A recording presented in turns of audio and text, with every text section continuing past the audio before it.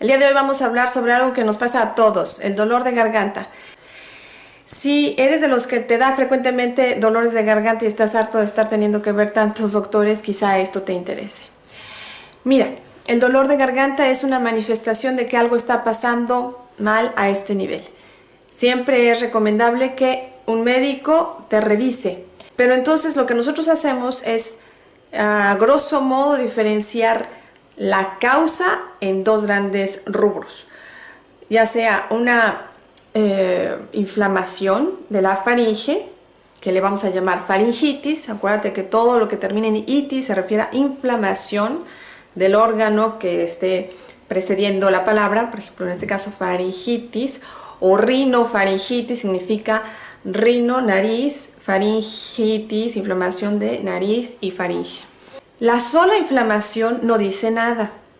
La mayor parte de las veces es de origen infeccioso. Y cuando hablamos de infecciones, la gente piensa inmediatamente en dar antibióticos. Y esto es incorrecto.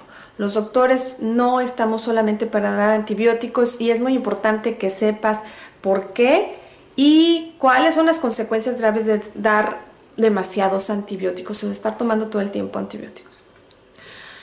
Bueno, una de las cosas que te comenté es que separamos para tratar de diferenciar el germen que está ocasionando esta inflamación en dos grandes grupos. Uno, que estos no sean bacterias y que pueden ser otro tipo de gérmenes que ahorita vamos a ver, o que sea de origen bacteriano. Cuando es de origen bacteriano, efectivamente vamos a prescribir antibióticos. Pero no solamente eso, hay una serie de diferencias que son importantes que conozcas. De los gérmenes y de las infecciones no bacterianas tenemos principalmente que la mayoría de estos cuadros son ocasionados por virus, en más del 90%. Hay una excepción a estos virus que es la influenza, que tiene unas características específicas que después hablaremos. Pero en general las infecciones no bacterianas generalmente son tipo viral y son benignas, leves, transitorias. Y con leve y transitorio me refiero a que pueden durar 7 a 10 días. Sin embargo, sabemos que las consecuencias no son graves y que los síntomas, aunque pueden ser molestos, no van a tener consecuencias detrás. ¿Ah? Y de hecho es importante que los niños chiquitos se enfrenten frecuentemente a este tipo de infecciones porque es una forma en la que se entrena su sistema inmune. Cuando tenemos una infección de origen bacteriana, puede haber diferentes tipos de bacterias que causen infección bacteriana. En la garganta estamos hablando de las faringitis. Sin embargo, la que nos interesa como médicos por sus consecuencias graves es el germen que se llama Streptococo beta hemolítico de grupo A.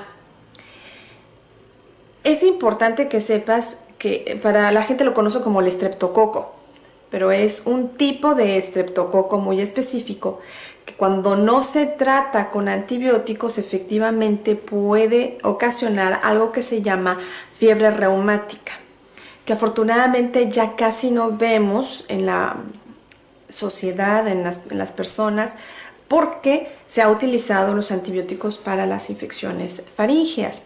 Pero de ahí se derivaba el hecho de utilizar antibióticos para prevenir la presencia de fiebre reumática, que era una enfermedad muy grave o que daba una potencial mortalidad a corto plazo, que dejaba secuelas importantes en las articulaciones, en el corazón, en los riñones.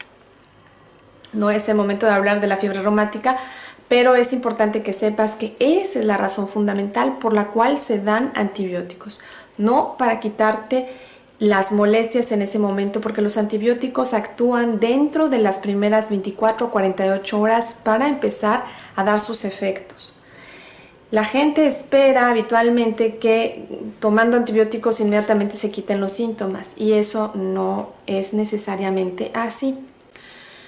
Lo que es importante es que sepas entonces que hay ciertas diferencias. Cuando nosotros exploramos a los pacientes en una infección viral, habitualmente encontramos datos muy generales como los ojos llorosos, un poquito de moco, un poco de enrojecimiento de la garganta, pero no no demasiado.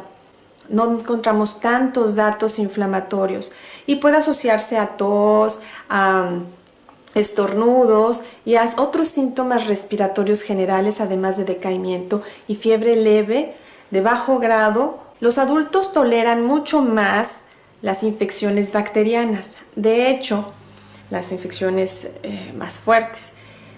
De hecho, muchas veces, aunque tengan un germen dentro de su garganta, pueden pasar como asintomáticos, es decir, que no tienen ninguna molestia, ningún síntoma, y sí pueden ser portadores de gérmenes que a los niños les causan enfermedad.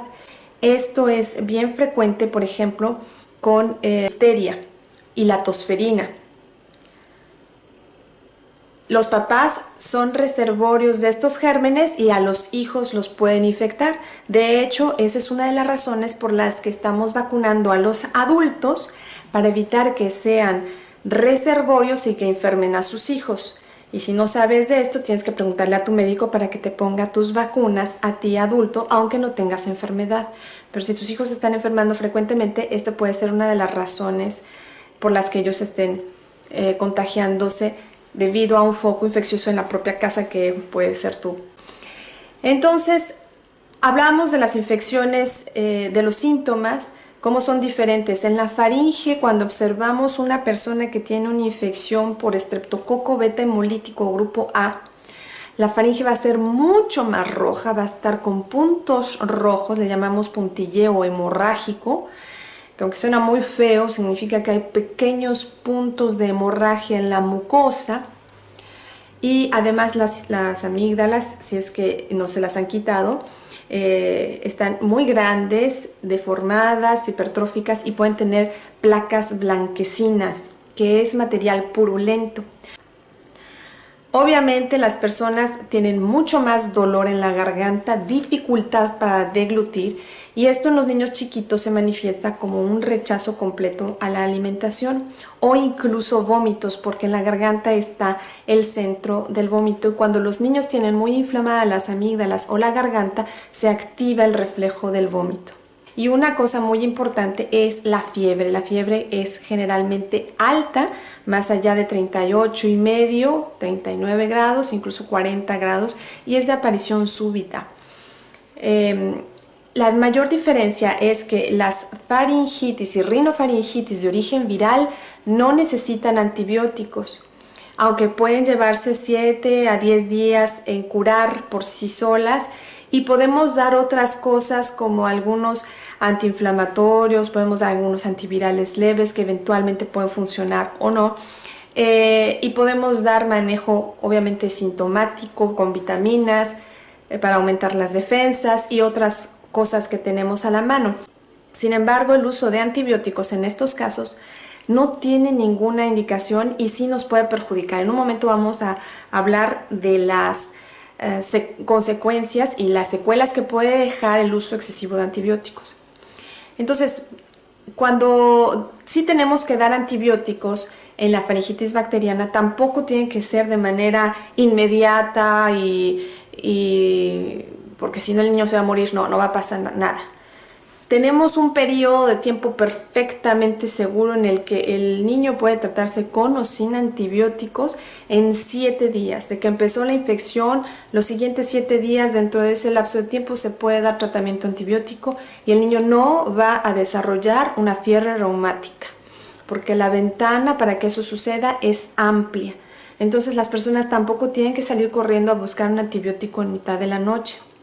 Lo más importante es manejar la fiebre, porque si esta es muy alta, el niño pequeño, menor de 2 años, puede estar más susceptible a las crisis convulsivas, pero si no, en niños más grandes y en adultos tenemos que aprender a controlar la fiebre por medios físicos, que es decir, bajar la temperatura con el agua, con paños húmedos y básicamente tomando suficientes líquidos. Si la persona o el niño está tolerando la vía oral, es suficiente para mantenerlo en cama, revisando, mejorando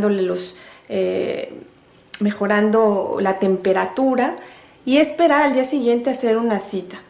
Esto evita muchas consultas de urgencia, de emergencia, que en realidad no lo son. Yo entiendo que ustedes como papás estén muy preocupados porque su hijo tenga fiebre muy alta en la mitad de la noche. Si son niños mayores de 2 años, entonces uno puede esperar habitualmente en casa, al día siguiente a primera hora llevarlo a revisión. Si son niños menores de 2 años y tienen fiebre alta, ahí sí es la indicación para ir al servicio de urgencias en cualquier circunstancia, porque puede tratarse de otro tipo de enfermedades, especialmente si el niño no tomó leche materna porque está desprotegido de su sistema inmunitario. Es protegido parcialmente, es decir, que cuando el niño toma leche materna los primeros 2 años, la posibilidad de infecciones virales, bacterianas y de cualquier tipo es mucho menor.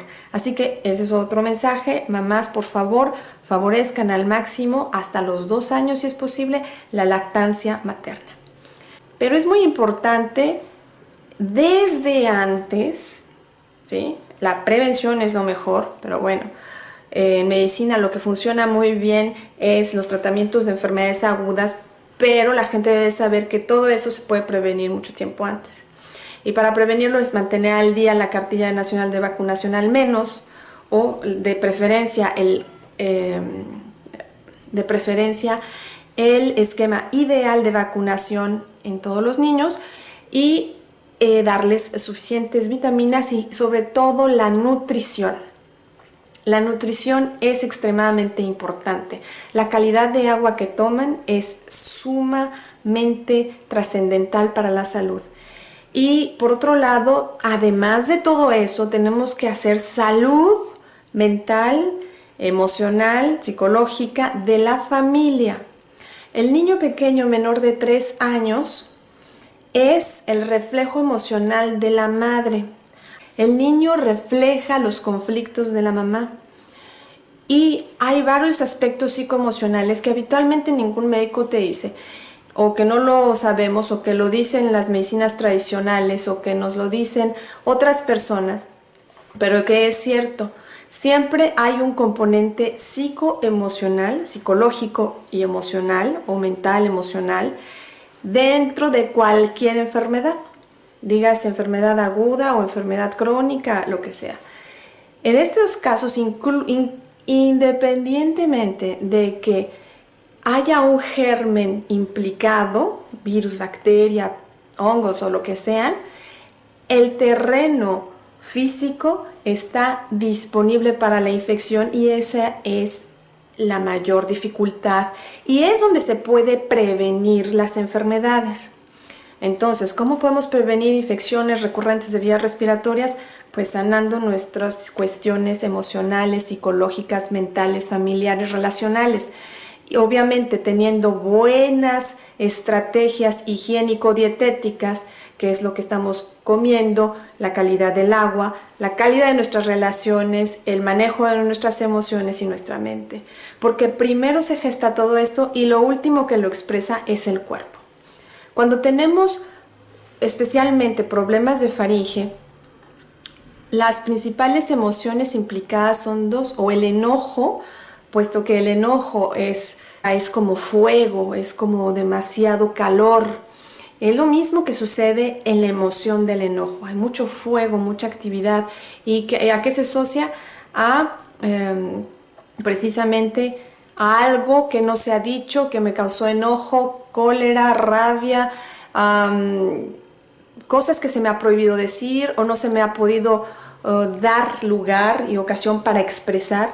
Y esto sucede muy frecuentemente, les repito, en que los niños tengan estas faringitis y el problema realmente sea que la mamá está teniendo muchas dificultades, muchas crisis de enojo y está teniendo problemas y dificultades para comunicar efectivamente sus sentires. En muchas ocasiones a mis pacientes, y de hecho todos deberíamos de tomar terapia, les recomiendo que acudan a psicoterapia porque es parte fundamental, y lo repito 3 veces, de nuestra salud total. Si dejamos de lado este aspecto de cómo arreglamos nuestras cuestiones y nuestro mundo emocional, pues vamos a seguir teniendo enfermedades que no sabemos de dónde viene y por qué tal bacteria me hizo tal o tal cosa o tal germen. Otra de las emociones que nos causa conflicto pues es el miedo. El miedo se manifiesta de diferentes maneras, principalmente, por ejemplo, en el tubo digestivo favorece la enfermedad por reflujo gastroesofágico en los niños. Y esto favorece pues que el ácido, en una forma de tratar de defenderse, de tratar de prevenir, de tratar de digerir con ácidos lo que está atemorizándonos, sube eventualmente esos ácidos gástricos e irrita todas las vías respiratorias altas y bajas, e incluso es un factor que sabemos muy bien en medicina que predispone no solamente a las infecciones de garganta, sino también a las bronquitis, al asma, a las cosas que parecerían alérgicas y realmente no lo son. Obviamente tenemos que tomar en consideración también los factores ambientales. Y de estos, el principal pues es el factor contaminación ambiental. Aunque se dice que no es problema, que los grandes estudios que el diésel no hace daño y que no sé qué, realmente sí tenemos implicaciones sociales de toda la contaminación ambiental que existe. Simplemente por el uso excesivo de los hidrocarburos, estamos hablando del petróleo, el uso excesivo de todos los químicos, tantos químicos que se utilizan en la industria de la agricultura,